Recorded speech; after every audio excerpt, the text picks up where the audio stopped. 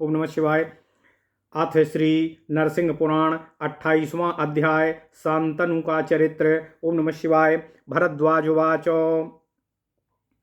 स्नन्दनारोहणो पूर्वं शक्तिः शान्तनो कथं पश्चाच्छक्ति कथं चासीत् तस्य वै तद्वदश्वनः। सूतुवाच भरद्वाजो शृणुष्व पुरावृत्तिं वदामि ते सर्वपापहरं तद्विचरितं शान्तनुर्नृणाम्। बभूव शान्तनुर्भक्तो नरसिंहो तनौ पुरा नारदोक्त विधानेन पूजयामास माधवम्।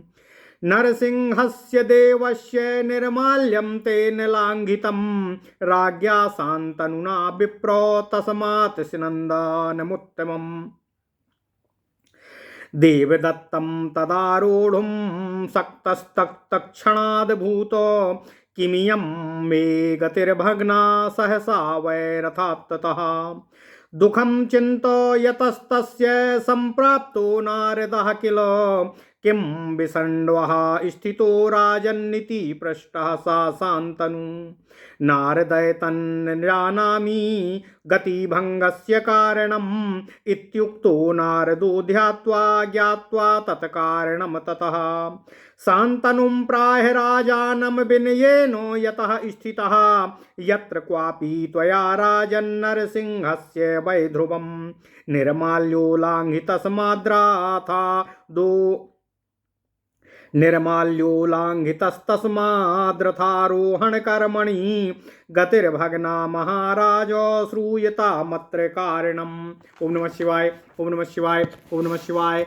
अंतर्वेद्यां पुरा राजन्नासीत् कश्चिन् महामतिः मालाकारो रविर्नाम्ना तेन वृन्दावनं कृतं। विविधानि च पुष्पार्थं वनानि सुकृतानि वै मल्लिका मालती जाति बकुलादीनि सर्वशः। प्रकारमुच्छ्रितं तस्य स्वभूमौ चापि विस्तृतम् अलङ्घ्यं प्रवेश्यं च कृत्वा चक्रे स्वकं गृहं प्रविश्य तद्वारं भवेन्नान्यत्र सत्तम। एवं कृत्वा तु वसतो मालाकारस्य धीमता पुष्पितं तद्वनं त्वासीतो गन्धामोदितदिग्मुखम् अभार्यया सह पुष्पाणि समाहृत्य दिने दिने कृत्वा मालां यथा न्यायं नरसिंहस्य नित्यशः ददौ काश्चित् द्विजेभ्यश्च कश्चिद्विक्रीयपोषणम्। चक्रे समात् प्रजीवी च भार्यादेरात्मनस्तथा अथ स्वर्गादुपागम्य इन्द्रपुत्रो रथेन वै अप्सरोगणसंयुक्तो निशि पुष्पाणि संहरेत तद्गन्धलिप्सुः सर्वाणि विचित्याहृत्य गच्छति। दिने दिने हृते पुष्पे मालाकारोऽप्यचिन्तयत नान्यद्वारं वनस्यालङ्घ्य प्राकारमुन्नतम्। समस्तपुष्पजातस्य हरिणे निशि वै नृणाम् अहं शक्तिं नापश्यामि अहं शक्तिं नापश्यामि किमिदं नु परीक्ष्यसे। इति संचित्य मेधावी जागदात्रौ वने स्थितः तथैवागत्य पुष्पाणि संगृहीत्वा गतः पुमानो। तं दृष्ट्वा दुःखितोऽतीव माल्याजीवी वने भवत ततो निद्रां गतः स्वप्ने दृष्टावांस्तं नृकेसरिम्। तद्वाक्यं श्रुतवांश्चैवं निर्माल्यं मम पुत्रक आनीय क्षिप्यतां क्षिप्रं पुष्पराम समीपतः। इन्द्रपुत्रस्य तुष्टास्य नान्ददस्ति निवारणम् इति श्रुत्वा हरेर्वाक्यं नरसिंहस्य धीमतः। बुद्ध्वा नीयतु निर्माल्यं तथा चक्रे यथोदितम् असोप्यगात्य यथा पूर्वं रथेनालक्षितेन तु रथादुत्तीर्य पुष्पाणि विचिन्त्यास्तद्भुवि स्थितं निर्माल्यं लङ्घयामास इन्द्रसूनु रनिष्टकृतो। ततस्तस्य नासक्तिः स्याद्रथारोहण कर्मणि उक्तः सारथिना चैव रथस्यारोहणे तव नरसिंहस्य निर्माल्य लङ्घने नास्ति योग्यता गच्छामि दिवमेवाहं त्वं भूम्या वसमारुहो तेनैव मुक्तो तमीमांस्तमाह हरिनन्दनः पापस्य नोदनं त्वत्र कर्मणा येन मे भवेत् तदुक्त्वा गच्छनाकं त्वं कर्मास्मान् सारथे द्रुतं सारथि उवाच रामसत्रे कुरुक्षेत्रे द्वादशाब्दे तु नित्यशः द्विजोच्छिष्टापनयनं कृत्वा त्वं शुद्धिमेष्यसि इत्युक्त्वा सौगतः स्वर्गं सारथिर्देवसेवितम् इन्द्रसूनुः कुरुक्षेत्रं प्राप्तः सारस्वतं तटं रामसत्रे तथा कुर्याद्द्विजोच्छिष्टस्य मार्जनं पूर्णे 12मे वर्षे तमूचुः शङ्किता द्विजाः कस्त्वं ब्रूहि महाभाग नित्यमुच्छिष्टमार्जकः न भुञ्जसे च न सत्रे शङ्का नो महती भवेत् इत्युक्तः कथयित्वा तु यथा व्रतो मनुक्रमात् जगाम त्रिदिवं क्षिप्रं रथेन तनयो हरे तस्मात् त्वमपि भूपाल ब्राह्मणोच्छिष्टमादरात् मार्जनं कुरु रामस्य सत्रे 12 वार्षिके ब्राह्मणेभ्यः परं नास्ति सर्वपापहरं परम् एवं कृते देवदत्तस्यन्दनारोहणे गतिः भविष्यति महीपाल प्रायश्चित्ते कृते तव अत ऊर्ध्वं च निर्माल्यं मां लाङ्घय महामते नरसिंहस्य देवस्य तथान्येषां दिवौकसाम। ओम नमः शिवाय, ओम नमः शिवाय, ओम नमः शिवाय। इत्युक्तः शान्तनुस्तेन ब्राह्मणोच्छिष्टमार्जनं कृतवान् 12 तु अरूरोह रथं चातम् एवं पूर्वं शक्तिः स्याद् रथारोहे महीक्षितः पश्चात् तस्यैव विप्रेन्द्र शक्तिरेव मजायत एवं ते कथितो विप्रो दोषो निर्माल्य लङ्घने पुण्यं तथा द्विजानां तु प्रोक्तमुच्छिष्टमार्जने भक्त्या द्विजोच्छिष्टमिहापमार्जयेत्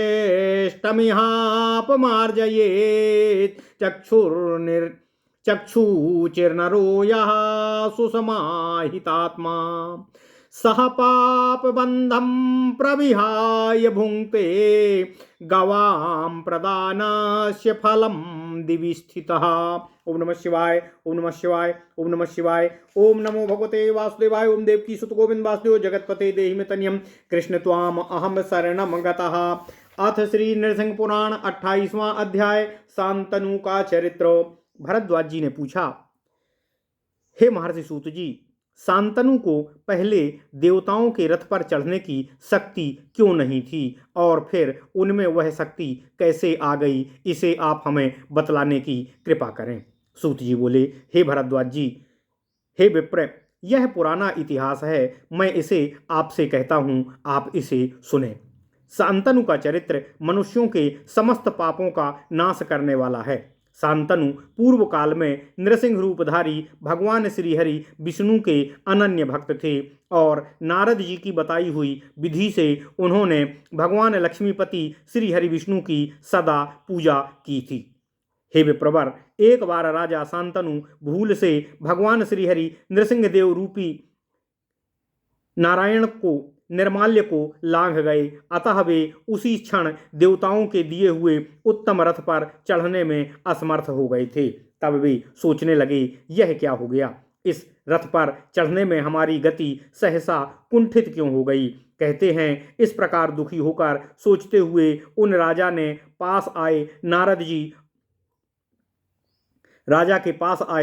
नारद जी आए और उन्होंने राजा शांतनु से पूछा, हे राजन, तुम क्यों विषाद में डूबे हुए हो। राजा ने नारद जी से निवेदन किया, हे मुनिवर, मेरी गति कुंठित कैसे हो गई है, इसका कारण मुझे ज्ञात नहीं हो रहा है, इसी से मैं चिंतित हूँ। उनके यूं कहने पर नारद जी ने ध्यान लगाया और उसका कारण जानकर राजा शांतनु से, जो विनीत भाव से उनके सम्मुख खड़े थे, कहा, हे राजन, अवश्य ही तुमने कहीं न कहीं भगवान नृसिंह के निर्माल्य का उल्लंघन किया है। उसी से रथ पर चढ़ने में तुम्हारी गति अवरुद्ध हो गई है। हे महाराज, इसका कारण मुझसे सुनो। हे राजन, पूर्व काल की बात है। अंतर्वेदी में कोई बड़ा बुद्धिमान माली रह उसका नाम था रवि। उसने तुलसी का बगीचा लगाया और उसका नाम वृंदावन रख दिया। उसमें फूलों के लिए सब ओर मल्लिका, मालती, जाति तथा बकुल अर्थात मौलश्री आदि नाना प्रकार के वृक्षों के बाग सुंदर ढंग से लगाए गए थे। उस वन की चार दीवारी बहुत ऊंची और चौड़ी बनवाकर उसे अलंघनीय और दुर्गम करके भीतर की भूमि पर उसने अपने रहने के लिए घर बनाया। हे साधु शिरोमणि, उसने ऐसा प्रबंध किया था कि घर में प्रवेश करने के बाद ही उस वाटिका का द्वार प्राप्त हो सकता था। दूसरी ओर से उसका मार्ग नहीं था। ऐसी व्यवस्था करके निवास करते हुए उस माली का वह वृंदावन फूलों से सदैव हरा भरा रहता था और उसकी सुगंध से सारी दिशाएं सुवासित होती रहती थीं। वह प्रतिदिन अपनी पत्नी के साथ फूलों का संग्रह करके यथोचित मालाएं तैयार करता था। उनमें से कुछ मालाएं तो वह भगवान नृसिंह को अर्पण कर देता था, कुछ ब्राह्मणों को दे देता था और कुछ बेचकर उससे अपना तथा अपनी पत्नी आदि का पालन पोषण करता था। माला से जो कुछ प्राप्त होता था उसी के द्वारा वह अपनी जीविका का निर्वाह करता था। हे राजन, कुछ काल के बाद वहां इंद्र का पुत्र जयंत प्रतिदिन रात में स्वर्ग से अप्सराओं के साथ रथ पर चढ़कर आने और फूलों की चोरी करने लगा। उस वन के पुष्पों की सुगंध के लोभ से वह सारे फूल तोड़ लेता और लेकर चल देता। जब प्रतिदिन फूलों की चोरी होने लगी तब माली को बड़ी चिंता हुई। उसने मन ही मन सोचा कि इस वन का कोई दूसरा द्वार नहीं है। चार दीवारी भी इतनी ऊंची है कि वह लांघ ही नहीं जा सकती है। मनुष्यों की ऐसी शक्ति मैं देखता नहीं हूँ कि वे इसे लांघ कर सारे फूल चुरा कर ले जाने में समर्थ हों। फिर भी इन फूलों के लुप्त होने का क्या कारण है? आज अवश्य ही मुझे इसका पता लगाना चाहिए। यह सोचकर वह बुद्धिमान माली उस रात में जागृत हुआ बगीचे में बैठा रहा। अन्य दिनों की भांति ही उस दिन भी वह पुरुष आया और फूल लेकर चला गया।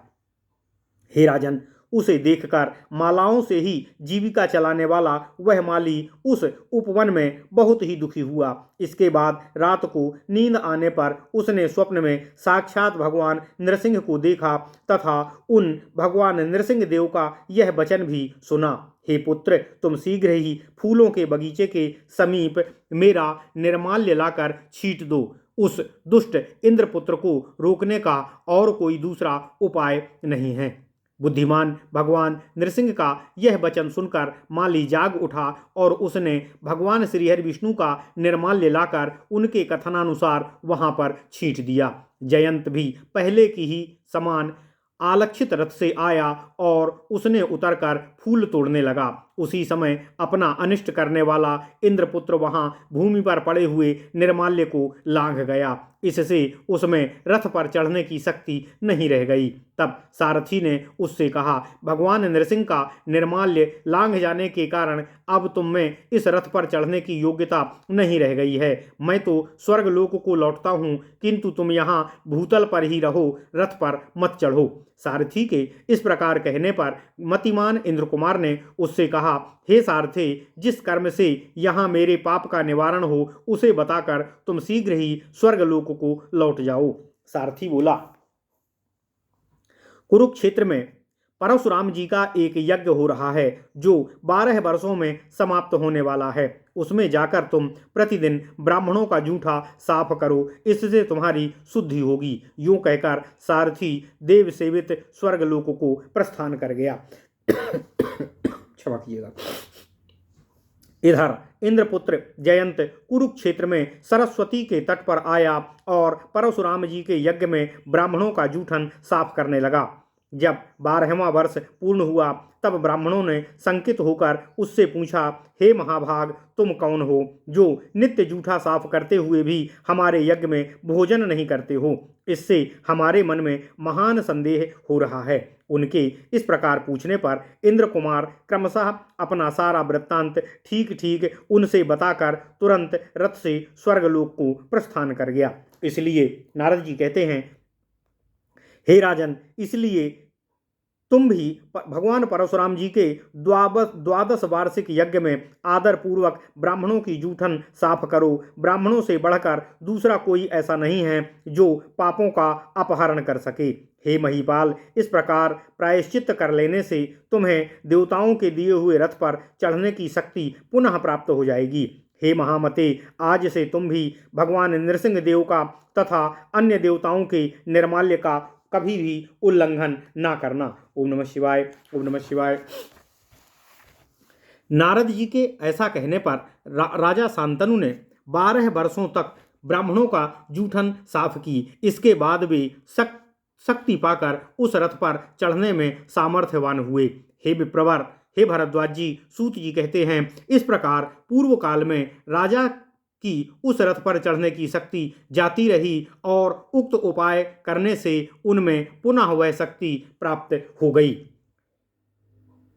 हे भरद्वाज जी, इस प्रकार मैंने निर्माल्य लांघने में जो दोष होता है वह आपको बताया तथा ब्राह्मणों का जूठा साफ करने में जो पुण्य होता है उसका भी मैंने आपसे वर्णन कर दिया। जो मनुष्य इस लोक में पवित्र होकर अपने चित्त को एकाग्र करके भक्तिपूर्वक ब्राह्मणों का जूठा साफ करता है वह पाप बंधन से मुक्त हो स्वर्ग में निवास करता है और गौओं के दान के फल को भोगता है। ओम नमः शिवाय। इति नरसिंहपुराणे शांतनुचरित नामष्टविंशोऽध्यायः। इस प्रकार श्री नरसिंह पुराण में शांतनुचरित्र नामक 28वां अध्याय पूर्ण हुआ। ओम नमः शिवाय, ओम नमः शिवाय, ओम नमः शिवाय। 19 अथ श्री नरसिंह पुराण 29वां अध्याय शांतनु की संतति का वर्णन। ओम नमः शिवाय। सूतवाच शान्तनोर्योजनगन्धायां विचित्रवीर्याः सा तु हस्तिनापुरे स्थित्वा प्रजाः स्वधर्मेण पालयन् देवांश्च यागः पितॄंश्च श्राद्धः सन्तर्प्य सञ्जातपुत्रो दिव्यमारुरोः विचित्रवीर्यस्यां बालिकायां पाण्डुः पुत्रो यज्ञेशोऽपि राज्यं धर्मतः कृत्वा मुनिशापात् शरीरं विहाय देवलोकमवाप। तस्य पाण्डवोः कुन्ती देव्यामर्जुनः सा तु महता तपसा शांकर तोषयित्वा पाशुपतमस्त्रं वाप्य त्रिविष्टपाधिपतये शत्रून् निवात कवचानो दानवान् हृत्वा खण्डवनन् मग्नेऽर्थारुचिः निवेद्य तृप्ताग्नितो दिव्यान् बारान्वाप्या सुयोधनेन हृतराज्योः धर्म भीम नकुल सहदेव द्रौपदी सहितो विराट नगरो ज्ञातवासं चरित्वा गोगृहे चा भीष्म द्रोण कृप दुर्योधन कर्णादीन जित्वा समस्त गोपमंडलम निवर्तयित्वा भ्रातृभिः सह विराट राजकृत पूजो वासुदेव सहितः कुरुक्षेत्रे धार्तराष्ट्रैर्बहुबलैर्युद्धं कुर्वन् भीष्म द्रोण कृपशल्यः कर्णादिभिः भूरि पराक्रमैः क्षत्रियैर्नानादेशागतैर्नेकैरपि राजपुत्रैः सह दुर्योधनादीनो धार्तराष्ट्रान् हृत्वा स्वराज्यं प्राप्य धर्मेण राज्यं परिपाल्य भ्रातृभिः सह मुदितो दिव्यमारुरोः अर्जुनस्य सुभद्रायामभिमन्युः येन भारत युद्धे चक्रव्यूहं प्रविश्यानेक भूभुजो निधिनं प्रापिताः अभिमन्योरुत्तरायां परीक्षितः सोऽप्याभिषिक्तो वनं गच्छता धर्मपुत्रेण राजं कृत्वा राजपुत्रो नाकं सम्प्राप्य रेमे परीक्षितान् मातृवत्यां जन्मेजयः येन ब्रह्महत्या वारणार्थं महाभारतं व्यासशिष्या द्वै सम्पायनातो साद्यन्तं श्रुतं राज्यं च धर्मतः कृत्वा दिव्यमारूरोह जनमेजयस्य पुण्यवत्यां शतानीका सा तु धर्मेण राज्यं कुर्वन् संसार दुःखाद्विरक्तः शौनकोपदेशेन क्रियायोगेन सकललोकनाथं विष्णुमाराध्य निष्कामो वैष्णवं पदं वापो तस्य शतानीकस्य फलवत्यां सहस्रानीकः सा तु बाल एवाभिषिक्तो नरसिंहेत्यन्तं भक्तिमान् भवतो तस्य चरितमुपारिष्टादो भविष्यति सहस्रानीकस्य मृगवत्यामुदयनः सोऽपि राज्यं कृत्वा धर्मतो नारायणमाराध्य तत्पुरमुवापः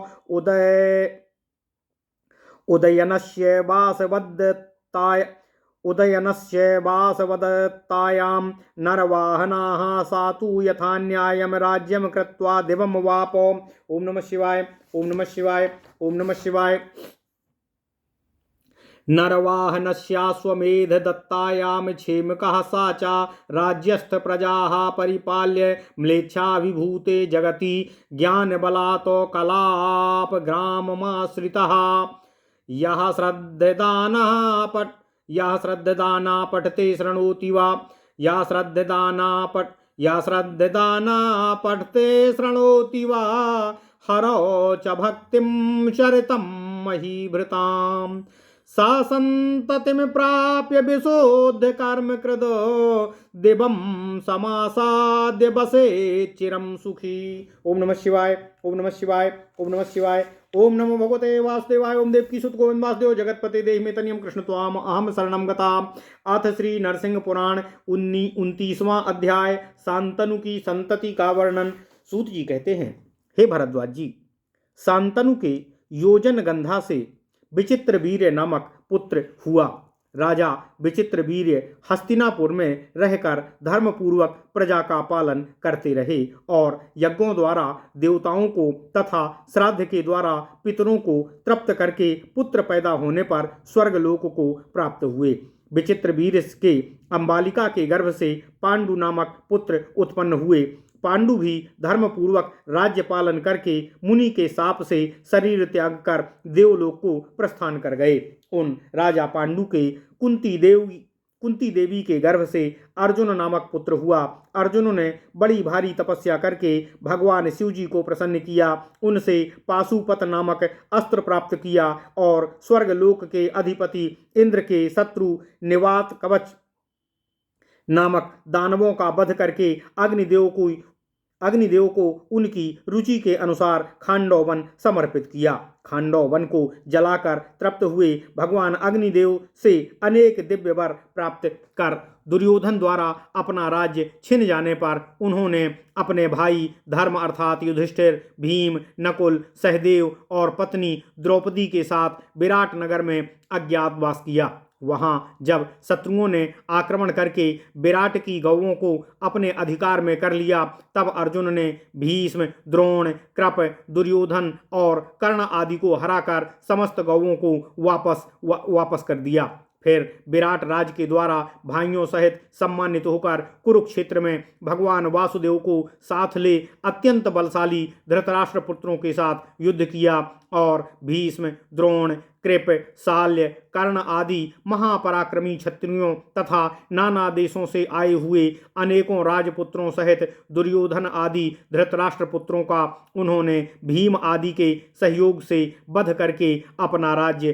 पुनः प्राप्त कर लिया। फिर भाइयों सहित भी धर्म के अनुसार अपने सबसे बड़े भाई धर्मराज युधिष्ठिर को राजा के पद पर अभिषेक करके उसका पालन करके अंत में सबके साथ प्रसन्नतापूर्वक स्वर्गलोक को प्रस्थान किया। अर्जुन को सुभद्रा के गर्भ से अभिमन्यु नामक पुत्र प्राप्त हुआ, जिसने महाभारत युद्ध में चक्रव्यूह के भीतर प्रवेश करके अनेक राजाओं को मृत्यु के घाट उतार दिया था। अभिमन्यु के उत्तरा के गर्भ से परीक्षित का जन्म हुआ। धर्मनंदन युधिष्ठिर जब वानप्रस्थ धर्म के अनुसार वन में जाने लगे, तब उन्होंने परीक्षित को राजा के पद पर अभिषिक्त कर दिया। तब वे भी धर्मपूर्वक राज्य का पालन करते हुए अंत में वैकुंठ धाम में जाकर अक्षय सुख के भागी हुए। परीक्षित से मातृव्रति के गर्भ से जन्मेजय का जन्म हुआ, जिन्होंने ब्रह्म हत्या के पाप से मुक्त होने के लिए व्यास शिष्य वैशंपायन के मुख से संपूर्ण महाभारत आदि से अंत तक सुना था। वे भी धर्मपूर्वक राज्य का पालन करके अंत में स्वर्गवासी हुए। जन्मेजय को अपनी पत्नी पुष्पवती के गर्भ से शतानीक नामक पुत्र प्राप्त हुआ। उन्होंने भी धर्मपूर्वक राज्य का पालन करते हुए संसार सुख से विरक्त हो गए। शौनक के उपदेश से याग आदि कर्मों के द्वारा समस्त लोकों के अधीश्वर भगवान श्री हरि विष्णु की निष्काम भाव से आराधना की और अंत में वैष्णव धाम को प्राप्त कर लिया।